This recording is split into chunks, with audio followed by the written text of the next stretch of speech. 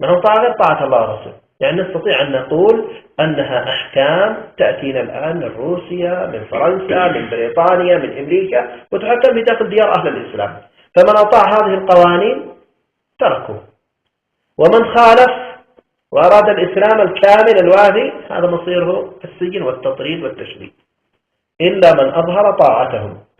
وبقينا عند قسم ثالث من الناس وهو عامة الناس وأكثرهم، وقال هؤلاء أصحاب التقية ليتقي شرهم، يلا يسلم من شرهم، يعني لا يريد أن يشابههم، معه مثلا خائف على دينه، خائف على ماله، خائف على ولده، خائف على متاع دنياه، على وظيفته، على كذا، فيتقي شرهم، يصانعهم بلسانه، لكن بقلبه وبدينه يفر منهم. قال فإذا أراد الله، يعني استمر الحال بهذه الشاكلة، وهنا فاء تأكيدية وإذا شرطية في مكان مؤكد، وإن بعدها توكيدية، يعني ثلاثة مؤكدات أتت. فإذا أراد الله أن يعيد الإسلام عزيزا، يعني بمعنى أنه مؤكد أن الله عز وجل سيعيد الإسلام عزيزا. هنا أولا نقول على أن الإسلام في تلك الفترة غير عزيز، فالله يريد أن يعيده إلى العزة. طيب، وهنا أيضا سؤال، متى كان الإسلام عزيزا؟ متى كان الإسلام عزيز؟ يعني الصحابة حتى في الخلافة. فإذا هنا معناها فإذا أراد الله أن يعيد الخلافة، هذا معناها.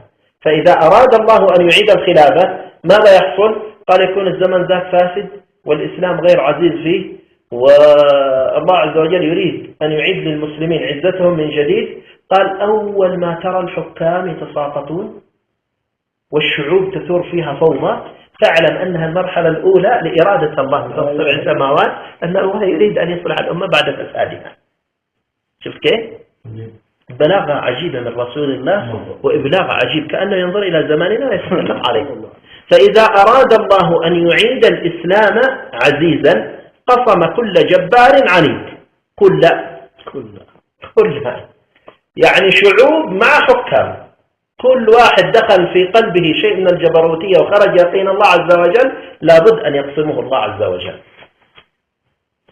تمام؟ فإذا أراد الله أن يعيد الإسلام عزيزا قال قصم كل جبار عنيد، وهو القادر على ما يشاء أن يصلح أمة بعد فسادها.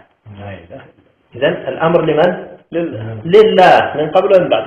هنا تعود نفس القضية الأولى، يعني نقول يعني سيناريو ينعاد في التاريخ يعيده الله عز وجل هو نفسه، صراع الحق مع الباطل.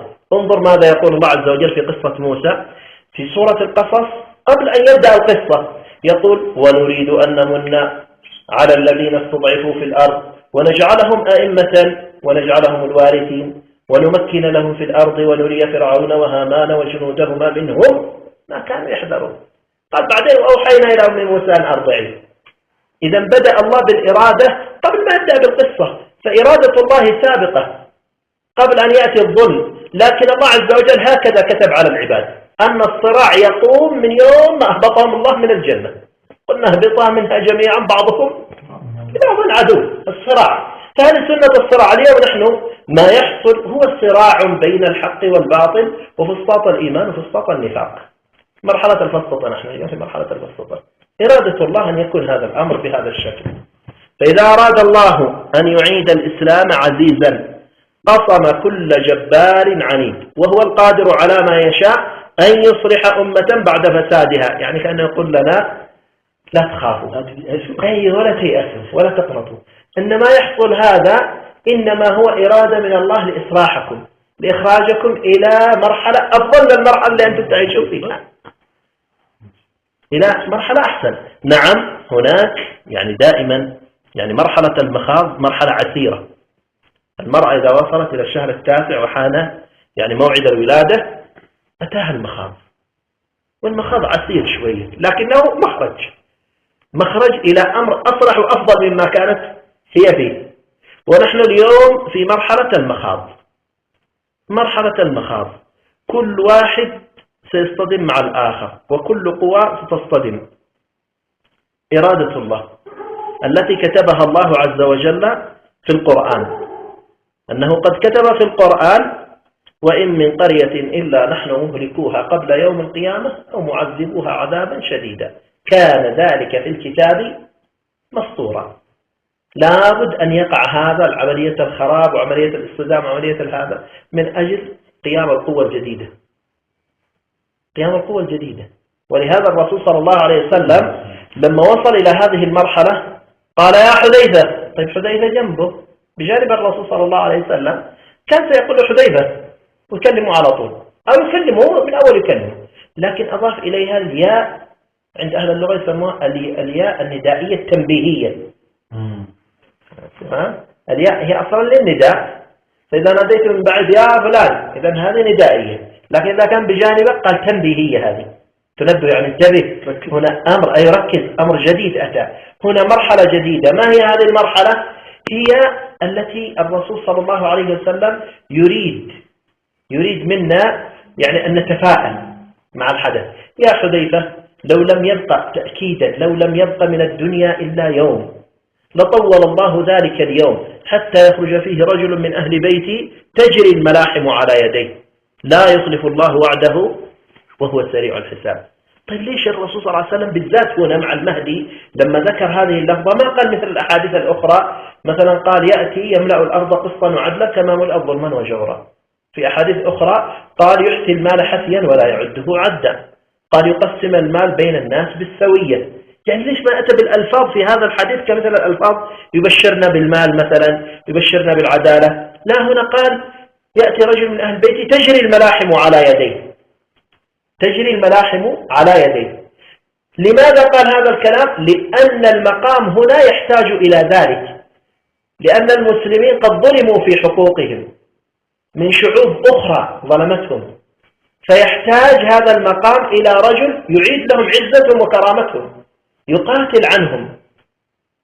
تجري الملاحم على يديه، ولهذا لما يخرج المهدي عليه السلام ذكر في الأحاديث أنه تجري على يديه الملحمة العظمى وملاحم الدجال، وينزل عيسى عليه السلام عليه، ولهذا يغلب الأمم كلها. فقال تجري الملاحم على يديه لا يخلف الله وعده وهو سريع الحساب. لأن الذي فرض علينا الحكم الجبري في الأصل مش هم أهل الإسلام، في الحقيقة ليسوا هم أهل الإسلام، وإنما القوة الخارجية التي أتت من الخارج، الاستعمار وغيره الذي دخل علينا، ثم بعد ذلك استعمر فترة وبعدين خلف أيضا أذنابه وخرج ليحكم لا خارج بلادي ويحكم في داخل شعوبنا. فنحتاج إلى قوة لدفع هذا الصائل علينا، هذا العدو الذي أتى علينا نحتاج إلى. فلهذا الله عز وجل يأتي بهذا الرجل قال تجري الملاحم على يديه لا يخلف الله وعده وهو سريع الحساب. طيب اليوم ما تعيشه الأمة يعني من عام 2011 إلى اليوم هي مرحلة تقريبا مرحلة قسم الجباري. إرادة الله عز وجل أراد أنه يعني يقلب الأمور رأسا على عقب، وتضطرب الشعوب ويضطرب الحكام ويتساقطون، وتبدأ الشعوب يدخلون في فوضى، وكل واحد منهم يظن على أن المخرج من هذا الباب. والله عز وجل له مخرج ليس لأحد يدون فيه، وهي الإرادة الإلهية التي توجههم في آخر المضمار كلهم إلى مرحلة واحدة، ما لكم غير هذا الباب. يقول في كتاب الفتن لنعمان بن حماد اجتماع الناس، يعني متى يبدأ الناس يتجهون إلى مرحلة الاجتماع على المهدي؟ خلاص تبدأ القضية عندهم كلهم يجمعون أنه لا مخرج معنا إلا عن طريق هذا الباب. قال من متى؟ قال اجتماع الناس على المهدي سنة 400 بحساب العجم لا بحساب العرب. العجم تحسب بالتاريخ الشمسي الميلادي، والعرب تحسب بالتاريخ القمري الذي هو الهجري اليوم. فهو يقول لك احسبها بالتاريخ الميلادي. سنة 400 تبدأ الأحداث. 400 لها قراءتين، ركزوا هنا شوي. 400 لها قراءتين، إما أن تضع رقم الأربعة وتضع الصفر وتضع 2 فتصبح 204 على قراءتنا اليوم، تمام؟ والقراءة الثانية 400 تضع 4 وتضع بعدها صفرين تحط 2، 200 تكتب 2 فتصبح 2004. أما القراءة الأولى فهي قراءة غير مقصودة، المقصود الثانية اللي هي 2004. لماذا القراءة الأولى غير مقصودة؟ لأن القراءة الأولى تعتبر قبل عهد الرسول صلى الله عليه وسلم.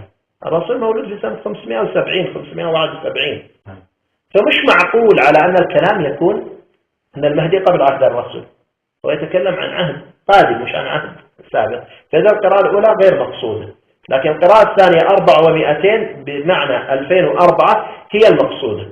طيب التاريخ الميلادي ينقسم إلى نوعين، هو كان نوع واحد لكن قبل 500 سنة خرج في الكنيسة الكاثوليكية بابا من بابواتهم قام بتعديل التاريخ الميلادي وقدمه 7 سنوات. قدمه 7 سنوات. فعمم هذه الدراسة في جميع الكنائس، فتعممت هذه الدراسة وعدلوا إلا الأرثوذكس وهي الكنيسة الحبشية والقبطية المصرية، هذه رفضت أن تعدل وقالوا هذا التاريخ مقدس عندنا ومستحيل أن نغير التاريخ ونستمر على ما نحن عليه. فتاريخهم اليوم متأخر عن التاريخ الموجود بين أيدينا 7 سنوات. فإذا أردنا أن نحسب على التاريخ الأول الذي كان محسوب قبل 500 سنة، مش على التاريخ هذا الذي هو بين أيدينا. يعني تطرح 7 سنوات لابد من التاريخ. 2011 اطرح منها 7 سنوات. لا إذا هي 2004 اطرح منها ولا لا، هو في عام 2011 قامت الأحداث. اطرح منها 7 سنوات عشان نخرج على التاريخ الرسمي. 2004 بالتاريخ